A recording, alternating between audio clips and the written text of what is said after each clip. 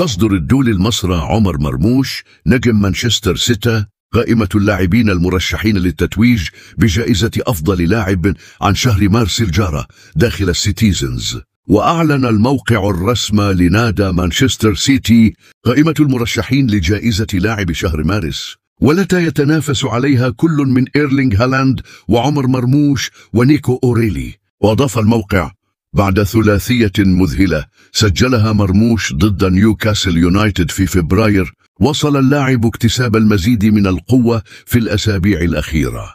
وأشار الموقع إلى أن اللحظة الأبرز لمرموش عندما أطلق تسديدة رائعة من مسافة بعيدة في مرمى برايتون، لم تترك لحارس المرمى بارت فيربروجين أي فرصة لتصديها. وبعد ذلك شارك كبديل في الشوط الثاني أمام بورنموث، وسجل الهدف الحاسم الذي قاد الفريق للفوز بربع نهائي كأس الاتحاد الإنجليزي يوم الأحد، وضمن له التأهل إلى نصف النهائي للمرة السابعة على التوالي.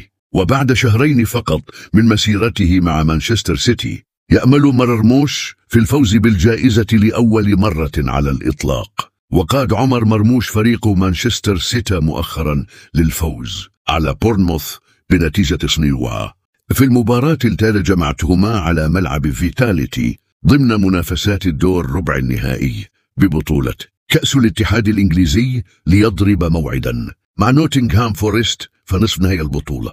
وجاء هدف عمر مرموش من أول لمسة بعد دخوله بديلا لهالاند وديفاس الدقيقة 60 ليمنح فريقه الفوز والتأهل إلى نصف نهائي الكأس.